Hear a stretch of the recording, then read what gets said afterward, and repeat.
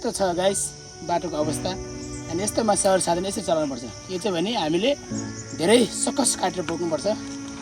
धेरै समस्या चाहिँ गाह्रो छ।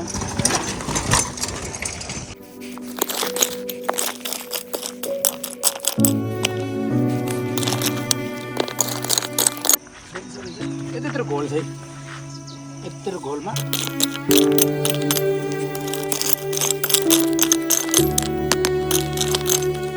आफैले गरेको बाटो चाहिँ स्थानीय सरकारसँग यस कुराहरूमा ध्यानपूर्ण सकेको होस् भन्दै यस्तो हेर्नु अलिकति मिस्टेक भयो भने यहाँ घोलमा पस्न सक्छ। यो घोल्नु साधारण भयो यो भने माथि माथि धेरै गाह्रो घोलहरू छ।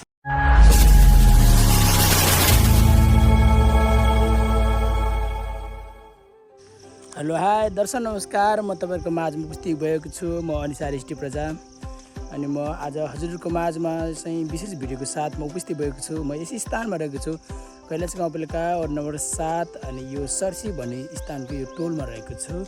अनि हाम्रो चाहिँ अनि माथि यो सर्सी एरिया जाने बाटो चाहिँ एकदम अस्तिको बाढी अनि वर्षाको कारण चाहिँ धेरै बाटो बिग्रिएको छ। त्यही कारण चाहिँ हामीले आफ्नो सवारी साधन अनि बाइकको यात्रा गर्न पनि धेरै कठिन भएको छ।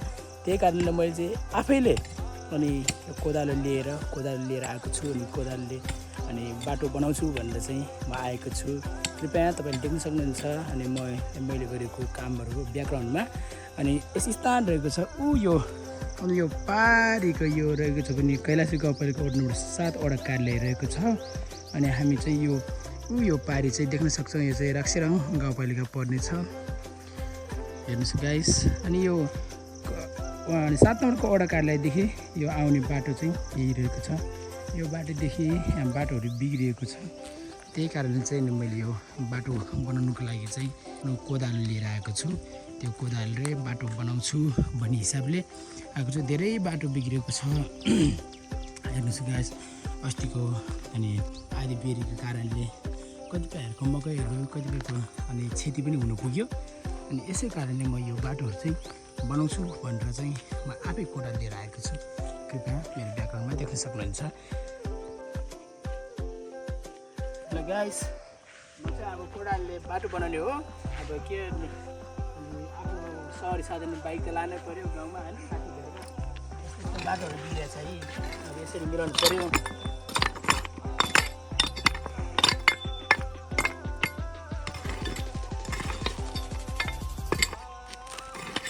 यो त साधारण हो आउनु सक्नुहुन्छ गाइस। यो त साधारण हो। अब यो भन धेरै माथि बिग्रिएको छ कि यदि अब धेरै बिग्रिएको छ त्यही कारणले बनाउन आएको। यतिको लागि भन्छ मैले बनाउनु थिएन। यति समस्या चल्छ।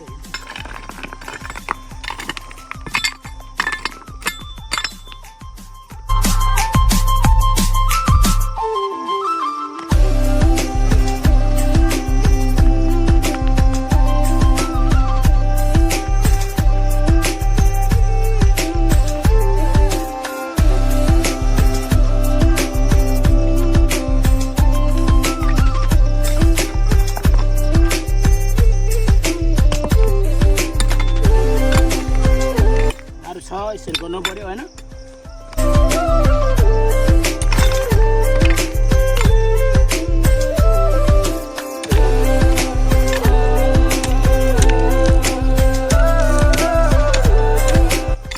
यस्तो छ गाइस के हेर्नु बनाउनु पर्यो है। अब सवारी साधन माथिसम्म त पुऱ्याउनु पर्यो। त्यही कारणले मलाई आशा छ स्थानीय सरकारले पनि पक्का पनि यो बाटो पनि फेरि बनाइदिनेछ, सफारी दिनेछ। यस्तो हेर्नु अलिकति मिस्टेक भयो भने यहाँ घोलमा पस्न सक्छ।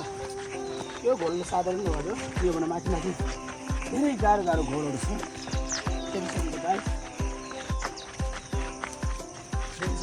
यत्रो घोल छ यत्रो घोलमा बाइकहरू अब टायरहरू बस्यो भने त एकदमै धेरै गाह्रो हुन्छ। यहाँ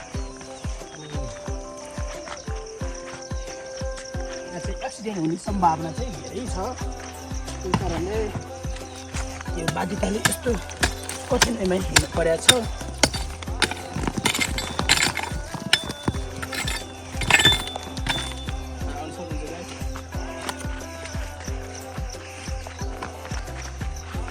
जस्तो हिजो अलिअलि मिलाएको थियो, अलिअलि हिजो कोदालो थिएन, हिजो हातले नै मिलाएको। त्यही कारणले अझ राम्रो बनेको छैन। यहाँ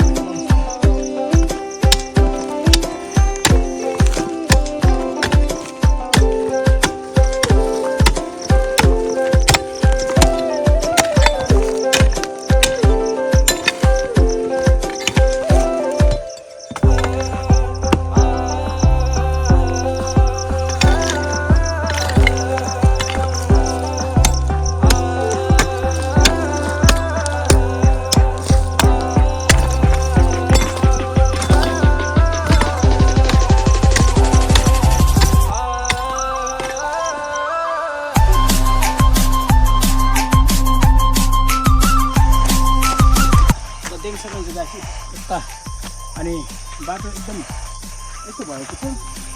यसो त मिलाउनै पर्यो नत्र लान सकिँदैन बाइक सवारी साधन।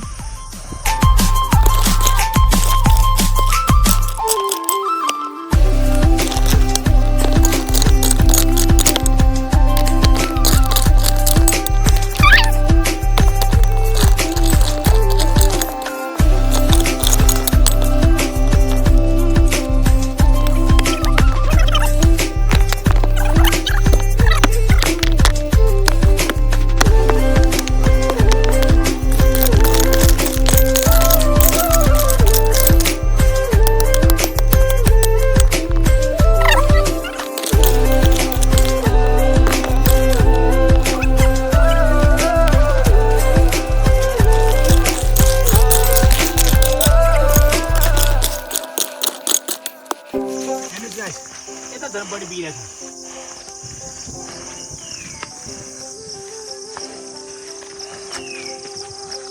ल यता के गर्नुहुन्छ गाइस, अब यता हेर्नु पनि घोल छ, यता हेर्नु पनि घोल छ, बिचमा डाँडा छ अनि छेउबाट डाँडा छ।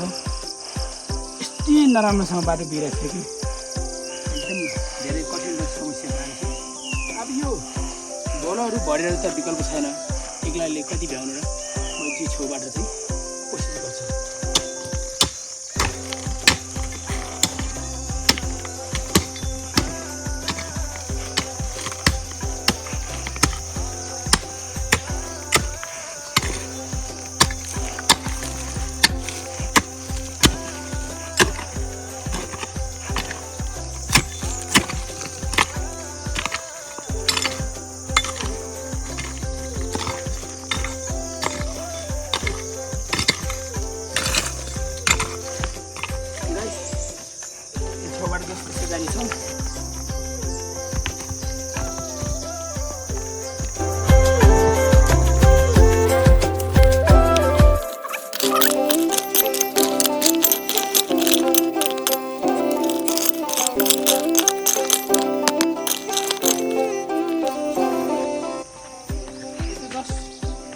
अब यहाँ मान्छे लिएर हिँड्ने त डबल लिएर हिँड्ने त गाह्रो छ। सिङ्गल हिँड्नेको लागि जस्तो छ सहर साधन हिँड्नको लागि चाहिँ राख्नको लागि चाहिँ हो भन्ने हो।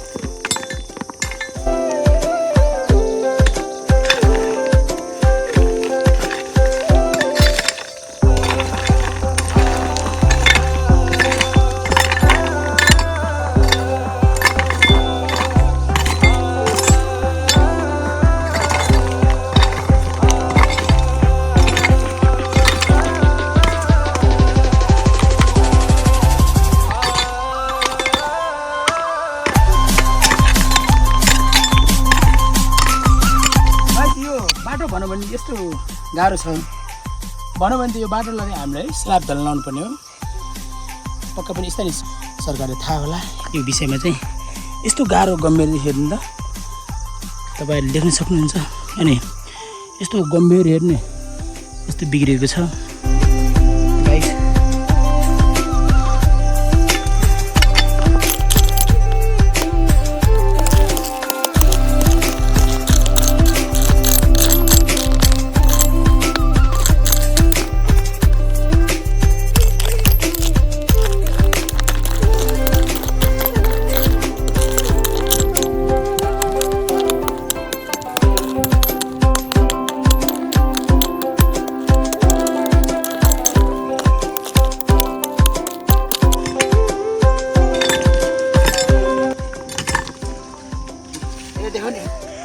यस्तो छ गाइस बाटोको अवस्था। अनि यस्तोमा सहर साधन यसै चलाउनुपर्छ। यो चाहिँ भने हामीले धेरै सकस काटेर बोक्नुपर्छ। धेरै समस्या छ, गाह्रो छ।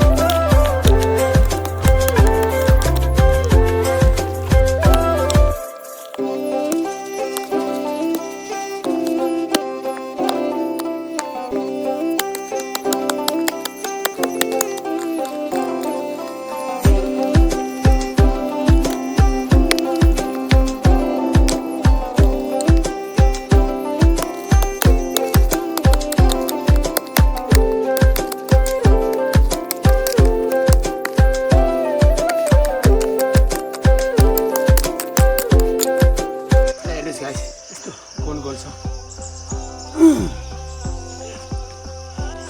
यसरी असहज तरिकाले हामीले यात्रा गर्नुपर्छ गाइस गयो होला हैन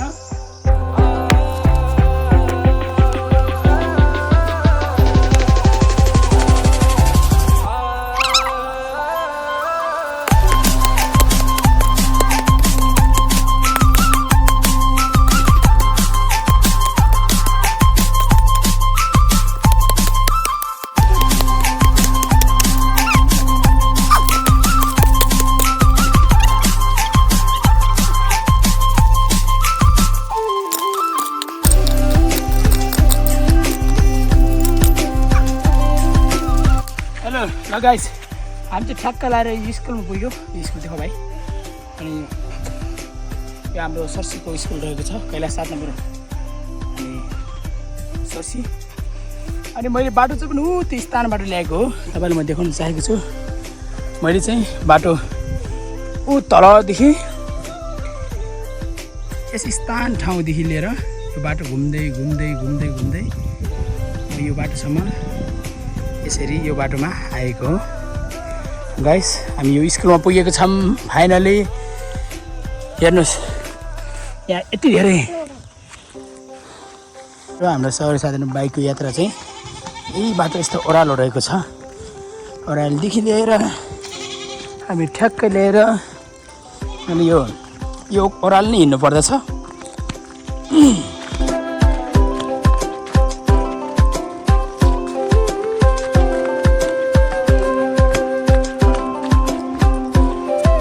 गाइस हामी चाहिँ बाटो बनाएर ठ्याक्कै घर पुग्यौँ यहाँसम्म चाहिँ हामीले जस्तो अनि सहर यात्रा साधन चाहिँ जस्तो लिएर आउनुपर्छ एकदम कठिन भएर अनि किनकि यस हामीले गरेको अहिले मैले आफैले गरेको बाटो चाहिँ अनि सरकारसँग अनि स्थानीय सरकारसँग यस कुराहरूमा ध्यान पुर्न सकेको होस् भन्दै यतिको समयसम्म धैर्यको साथसम्म आफ्नो बहुमूल्य समय छुट्याएर अनि हामीलाई यस भिडियो हेरिदिनु भयो त्यसको लागि हजुरलाई धेरै धेरै हृदयदेखि धन्यवाद भन्न चाहन्छु अब चाहिँ पनि यो भिडियो यति जान चाहन्छु हस्त धन्यवाद।